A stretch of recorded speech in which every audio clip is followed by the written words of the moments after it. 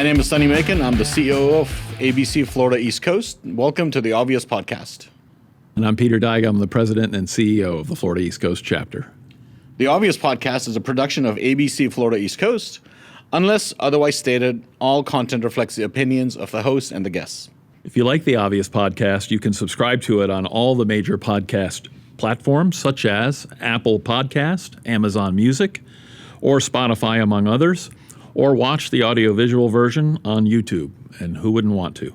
You can follow us on the Obvious Podcast on Instagram and Twitter, and you can always reach out to us via email at theobvious@abceastflorida.com. Help spread the word. We hope you're enjoying it. Absolutely. Thank you, Peter. So we have a very special guest today. I'm sure most of you know that ABC Florida East Coast is one of the, would you say, a unique chapter, right? That we have our own in-house full-time government affairs director who spearheads all of our efforts when it comes to the topic of government affairs, political influence, things like that. And so we want to welcome to our show TJ Long. Welcome, TJ. Thank you so much for having me. Hi, TJ. How are you? We're good. Don't be nervous. You'll be great. TJ doesn't like being on camera. No. So we wanted to talk to TJ about TJ. How did you end up at ABC?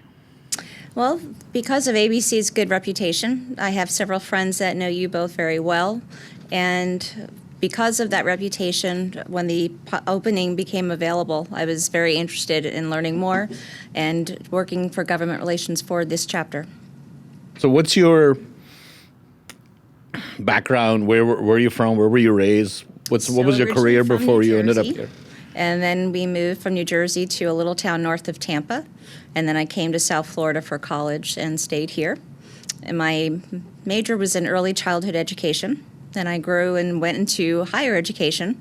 And when I was there, I got bit by the political bug, so to speak, where I really enjoyed doing legislation or legislative work. And so I did that for university, and now I'm happy to do it here as well. Would you say there's a lot of similarities between managing children and managing politicians? Yes. Sometimes the kids are easier. There could be a little path there.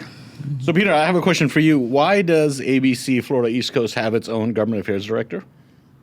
Well, I think like so many things that have led to our success at the chapter, it's been because of very forward-thinking, very creative, dedicated volunteer leaders at the chapter. That going all the way back to the late 90s is my recollection of the history when the chapter and the board and its leadership started to first, understand that to maximize our influence as an organization at all levels of government, local, state, and federal, that we needed probably a full-time person on staff in the chapter in order to do that. There's no doubt about that in my mind, although a lot of chapter presidents around the country, because they didn't necessarily do this for a part of their career, enjoy the government affairs aspect of their duties. But if you're running a chapter, and especially like ours, which has multiple entities, you can't effectively run a chapter and do government affairs. So our chapter leadership has been dedicated for, going on 3 centuries now of having a full-time government affairs staff, on employ, if you will, at the chapter. So that's great. I know we have a lot of influence in local politics and state politics and federal politics, and the elections are right upon us. So I just wanted to ask you, what has it been like to be the government affairs director during an election season?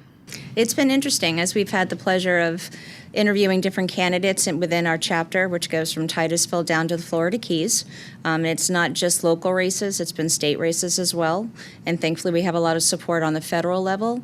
So it's nice that we can interview the different candidates to see if their visions align with ABC's. And if so, then we know that we can have a potential champion once they're elected. Peter, do you want to talk about ABC's vision? Yeah, I wanted to just delve into that a little bit because that's something I think that really sets us apart, right? And we can talk a little bit about the process of how we determine what candidates to support. But the most important thing is that they align with that vision, right? So Anybody familiar with ABC knows, we kind of coined the phrase the merit shop, within the industry, which basically is just in alignment with free markets. And I've often likened ABC to the largest free market advocacy organization in the country, which I believe we are. But we have to constantly remind, I want to say our members, but even staff, that, and I've probably had this conversation with you when you first came on board about how we don't just lick our finger and stick it to the wind and find out what direction the political winds are blowing. We need to find out which people running for office would understand our members' challenges, would support a merit shop or a free market, environment the most. And those are the ones we want to get behind, even if they're, not likely to win, because that's the reason why organizations ABC has been called by people like the Vice President Pence in the past, the Marine Corps of American politics. You don't get that moniker by people like Vice President Pence, because you're sticking your finger to the wind and finding out where the political winds are blowing. You get it because you're leaders and you're courageous leaders. You're willing to go out there and get behind candidates because they reflect our mission and values, not because they've got power behind them or they're likely to win. So I've always found that refreshing and enjoyable working for ABC, and I hope you have as well. I have. Thank you. Yeah. Because it's not just Republicans, it's also Democrats that could be in our favor. And so to have the more people that know about ABC and they know our vision, the better we are. And again, we have a great reputation, so that carries it from your leadership. So why not brag about what we do here? That's exactly right. It doesn't matter. Their party doesn't matter. What matters is, do you support free markets in the merit shop? Correct. Do you understand the challenges and issues that our members face? And, if you're the better candidate in a race, then we're going to be behind you. Right. So I'm just going to clarify for our audience, if you're new to the whole ABC family and ABC culture, when we say merit shop, we mean meritocracy, right? Did you want to expand upon that? I mean, and it's been the subject of quite a few of our podcasts already, and there's a reason for that. So, I mean, meritocracy is believing that people should succeed, whether it's businesses or organizations or individuals, based on their merit. They should succeed and be rewarded. And we have a very strong, as an example, social media campaign that we're actually in round 2 of at the chapter, because our leadership is very forward-thinking and realizes, the youth of today in particular may not appreciate, the strength of the American economy and our republic, stems in large part from being a merit-based a country, if you will, both economically and in many other ways.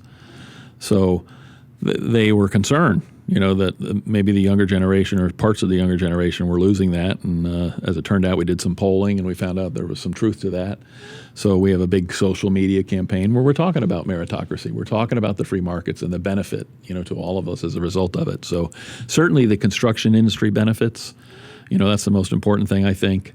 You get more of whatever that product is that you're building. So for a public sector job where the government's the owner, you can build, more seats for the student to be in if you're building schools, if you do it under a meritocracy or a merit shop, formula, because it's going to be more efficient and you're going to have more competition. And, so if your goal is whatever those widgets are at the end that you're trying to deliver, you want to do it as efficiently and as fairly as possible and as safely as possible. And we believe the merit shop is the best way of doing that. So everything about what we do from a government affairs perspective kind of just, trickles down to that, if you will. And I would just add that we don't do it. We don't believe in meritocracy for the sake of meritocracy. There's clearly a long cultural, political, economic history that connects meritocracy to freedom, to prosperity,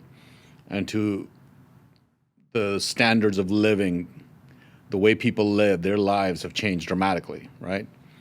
I think I mentioned this in another episode. I have a professor in grad school who loves saying that essentially from Plato to Shakespeare, the standard of living for mankind barely changed.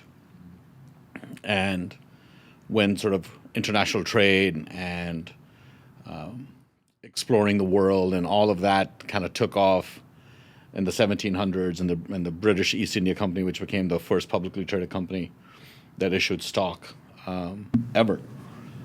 When all of that sort of happened, and really, if you kind of look at it a different way, it's risk taking, right? People risked their capital.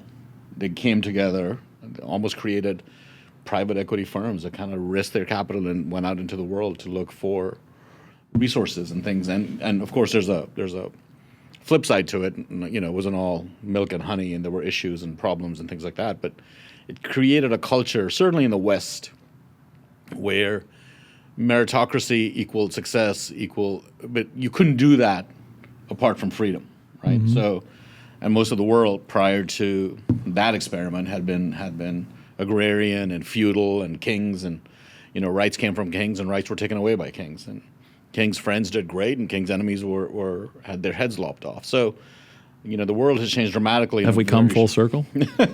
Seems like we're kind of getting close to that again. Well, we'll know. We'll know in a few days. As you're listening to this, I think we're just a few days away from a very important election. So, what will happen, TJ, after that election? Some of the people we endorse will win. Some will lose. What is the trajectory for our government affairs program? That again, we've been given the charge by our leadership to be as influential as we can. So what do we do the day after the election? Definitely follow up with those that won the races. We want to keep that relationship going. We want to build it, and we want to make them know that we can be a resource for them, whether it's on the local level, the state level, and even the federal level. So we want that communication to continue. If they haven't toured ABC, we definitely want to have them come in and meet with us, but also tour the Institute as well. But we need that communication to keep going. Just because the election's over doesn't mean, okay, we're done. Absolutely. And, somebody might be one of two people on the day after the election day. There might be somebody that had little, to no chance, and we got behind them. And I have many, many stories over the years. They're going to be forever grateful and forever remember ABC stepping out, and supporting them. There will be others we didn't support, that will win. Maybe they were the front runners, and a lot of people generally express concern. When you start to talk about, no, we should be focused on who understands your challenges best, who is going to be the best friend of the merit shop and free markets, not who's going to win. And people say, well, yeah, but when they win, we're going to be on the outside. Is that always the case? Or what can we do for the people that maybe we didn't support that win? We communicate. Just always follow up, even if they did win or they didn't win. But for those that that did not win their race, definitely to follow up with them and just have that communication, then that discussion about why perhaps they weren't the top candidate that we supported. Doesn't mean that we didn't like them, but perhaps there was somebody else that had more of an alignment with our issues, and that's why we went with them. But communication is always key. And we generally try to make those determinations on very objective factors. These are not subjective decisions we're making. I would argue the opposite. Going with somebody because they're a front runner is much more subjective in my mind. We try to make objective decisions based on what? What did we look at before endorsing a candidate or before we getting behind somebody? They might be an incumbent, in which case they have a track record, but if they're not an incumbent, what do we do? Well, even for the incumbents, we had to look at their voting to make sure that in the past they voted with ABC and not against ABC. But again, for the candidates that we had come in, we wanted to make sure that they understood the industry. There were quite a few that when they filled out the surveys, they really didn't understand the industry. They had even need more information or want to be educated. So the first thing we had to do was really educate them to make them understand what happens with our industry. Like, for example, when the heat ordinance came up, a lot of people didn't know about that. So it gave us an opportunity to speak about it, but also how you were victorious with that. So again, just really educating them. Yeah. And then if they had the slightest of questions, we wanted to make sure and just explode with answers so that they fully understand who ABC is and who the members are. You've mentioned surveys, so talk a little more about that. What are these surveys you're talking about? Sure. So for candidates that were interested in being interviewed from Titusville, again, from Brevard County down to Miami-Dade, we sent a questionnaire, whether it was a local questionnaire or a state questionnaire, and it basically asked questions relevant to the construction industry. So based on their answers, board members and legislative committee members were involved. They were invited to attend all of the interviews that we did. Some traveled from Brevard County down to Miami, and others came to just a couple, but we had even a couple of Zoom meetings for these candidates to be interviewed. So this way it gave everyone a good opportunity to find out who the candidates were. They had their questionnaires to look at and review, and so this way we could make a good decision at the end of each interview who was the best candidate if we were going to support them. And sorry for dominating the questioning, No, Sonny, it's but fine. you talked about interviews even, but some people may not be aware. So can you talk a little bit about that part of our process? Sure. So I mean, again, it's very objective, isn't it? I mean, if they're an incumbent and they have a track record, we look at that. Right. And then if they have a bad track record or it's an open seat, we get them to fill out a candidate questionnaire, which, asks them and starts to educate them about issues important to the industry. Right.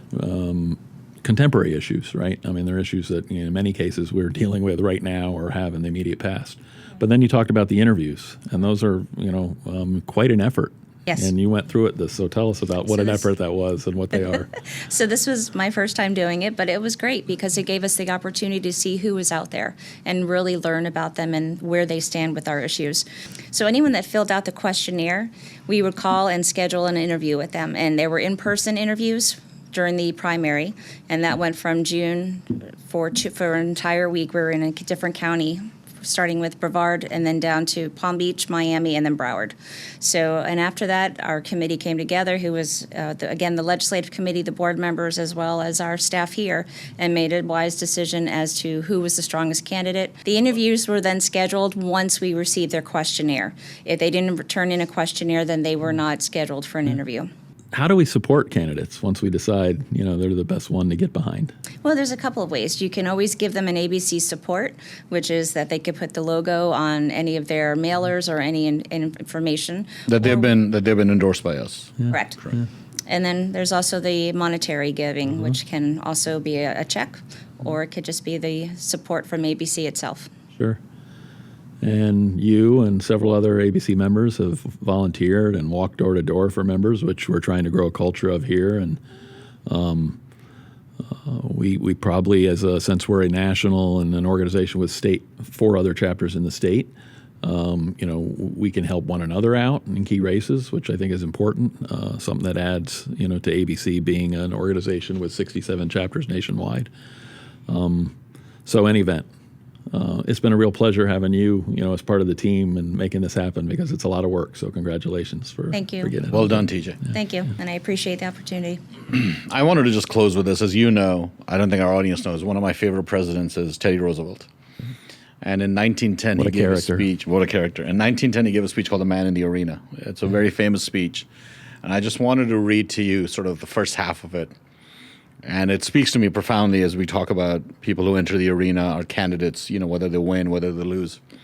And Teddy said this: "It is not the critic who counts, not the man who points out how the strong man stumbles or where the doer of deeds could have done them better. The credit belongs to the man who is actually in the arena, whose face is marred by dust and sweat and blood." And there's more, and if you haven't heard of this before, I suggest you look it up. It's called The Man in the Arena by Teddy Roosevelt. Amazing little speech he gives. Leadership's not always easy. Not easy. Not always popular, but we've been given a charge, right? And a mission and a vision, and we want to be the most influential organization we could be. We could talk a lot more, and I hope and trust we will in future podcasts. This is our second one that's kind of referenced or alluded to the strong government affairs commitment, that ABC has. So thank you, members, for making it possible. And thank you, TJ, for joining us and for being part of our team. Thank you so much. Thank you so much for joining us for this episode. You can check us out, like I said, or like Peter said, actually. I didn't say that. Peter said it. On all the major platforms. We're all over Apple, Spotify, wherever, YouTube, if you want to watch us. We're available there as well. Drop us a line. Our email is theobvious@abceastflorida.com. I'm so happy you remembered that because I blanked out on it. Right. Have a great day.